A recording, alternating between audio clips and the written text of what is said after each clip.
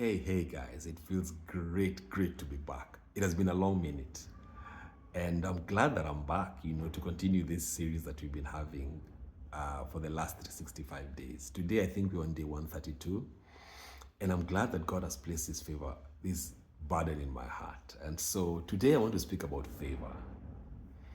Favor. Favor is, oh my goodness, favor.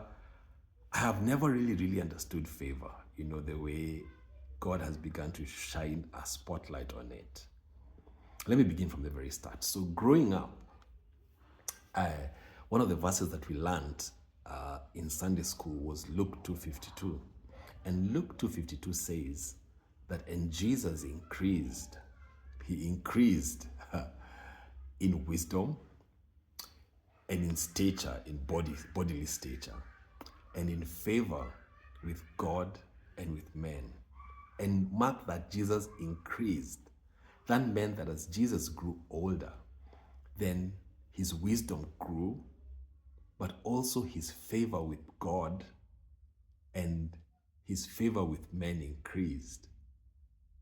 Now here's a thing that really caught me off guard when I began to study that Jesus Christ was the Son of God. He was the creator of all the heavens and all the earth, and all space. But Jesus Christ needed to have favor with God and also favor with men for him to be effective in his mission and in his ministry here on earth. That Jesus Christ, in just 3 years, of active ministry, 3 years, Jesus Christ turned the world upside down. Until date, there is no person as popular and as known as Jesus Christ 2,000 years after he died. And so, guys, I think what God was trying to tell me is this, is that, Ben, I needed to learn about favor. That I was really misunderstanding this very key concept in my life. That if Jesus Christ, the Son of God, needed favor, what about me, a young man trying to find my way in Kenya in 2024? I needed to favor of God and favor with men so desperately. And maybe that was why there were some doors in my life that will always remain closed. And today, guys, I want to give you guys another key of the kingdom. So keys are things that unlock doors, that without certain keys, a door will never open, and that door will remain shut for you for your whole entire life, And so one of the keys that God brought to me was the key of favor. Favor, and especially favor with God and favor with men. And without this key, then I will struggle my whole entire life here on earth until I was able to effectively know how to use this key. And so some of the key characters in the Bible that learned about the key of favor very early in their life. One is Joseph. And so Joseph, the Bible keeps on repeating in his life about favor, that Joseph sold as a slave to Egypt at just barely 17 years of age. The Bible says that Joseph found favor before his master, Potiphar. And his master, Potiphar, elevated him and promoted him and made him lord over his whole entire household. That Potiphar did not concern himself with anything other than the food he ate. Next, Joseph is thrown into prison, unfairly, condemned because of a rape case. And Joseph, the Bible also talks about that Joseph found favor before the jailer. And Joseph is put in charge of the whole entire prison. Next, Joseph again finds favor before Pharaoh, the king of the world, the king of Egypt. And Joseph, he is promoted, to become the second Pharaoh, the second in command to Pharaoh over the whole entire Egypt and basically the whole entire world.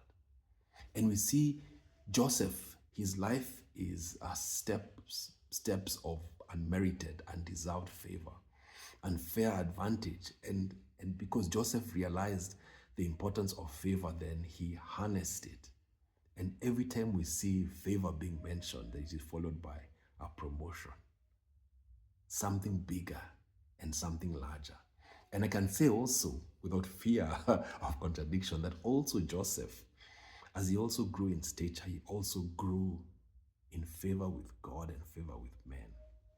And as Joseph began to grow in favor, then doors began to open in his life. And every time he was liked by men, and people just said, Kiswahili, people like, Sema, "Sijui kwa nini nimekupenda. I don't know why, but I've just loved you." Man, that is favor. And that being love will open certain doors that for most people will remain shut for their whole entire life. Next is Daniel. So Daniel, again, a slave, captured and is brought into Babylon. Babylon, again, is a superpower of his day, and Joseph and Daniel, again, the Bible says he finds favor before. So Daniel is brought into a school, into a school of learning, a Babylonian academy of learning about the ways of the people of Babylon. And Daniel here, he finds favor before his tutor, whose name is Ashpenaz. And then he's exempted from the king's food. And Daniel, again, when he's brought before King Nebuchadnezzar 3 years later, Daniel finds favor before King Nebuchadnezzar. And Daniel is put in charge of the whole realm, all the magicians and all the leaders. And then again, we see in his life, again, favor promotes him. Favor is always followed by promotion. And today, guys, I want to focus the light on favor. That I've learned that favor is available to all of us. Favor is a key that all of us can get. It's not for a few chosen or a few favorites. In fact, there's no nepotism. There's no tribalism. There's no who you know. Favor is available to anyone. But here's the thing, favor is not free. It's not free. It's available, but it's not free.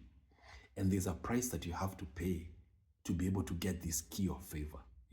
It's a master key and it unlocks almost all the doors of opportunity. But there's a price to pay. And the price that I learned from these three men, from Jesus, from Joseph, and from Daniel, is that these three men, they distinguished themselves above their peers and above their contemporaries. They distinguished themselves by not defiling themselves. Let me repeat that. They distinguished themselves. They separated themselves from their peers by not defiling themselves. The Bible says about Daniel that Daniel purposed in his heart not to defile himself with the king's choice food and wine, and instead he chose a meager diet of vegetables and water. Again, Joseph, in his example, we see the famous story of him running away from the arms of the seductress, Potipharah, or Potiphar's wife. And he runs away and he says, "How can I do such a sin and sin against my God?" And all these men, we find that they chose not to defile themselves with what the society, with what culture said. Man, this is ordinary. Just imagine the guys Joseph told the story. His fellow employees were like, "What? That's the boss's wife, if you sleep with her, you know how much favor you get with her." And he's like, "No, I choose and I purpose in my heart not to defile myself and sin against God." And so, as I end this long video, favor is a gift that is available to all of us. But the price to pay is that you too must make that decision not to defile yourselves with the king's choice food and wine. And now before us, there's a whole buffet, there's a whole buffet of pornography, of masturbation, of easy and illicit sex. There's a whole array of bodies on Instagram. There's a whole array arrayed before the king's table. Choice food and wine, delicacies beyond your wildest dreams. But for you to be able to enter, to enter into this holy grail of a man who has favor with God and favor with men, then all of us must make that decision like these young men did, that they purposed in their heart not to defile themselves with the king's choice food and why. Till next time, my guys.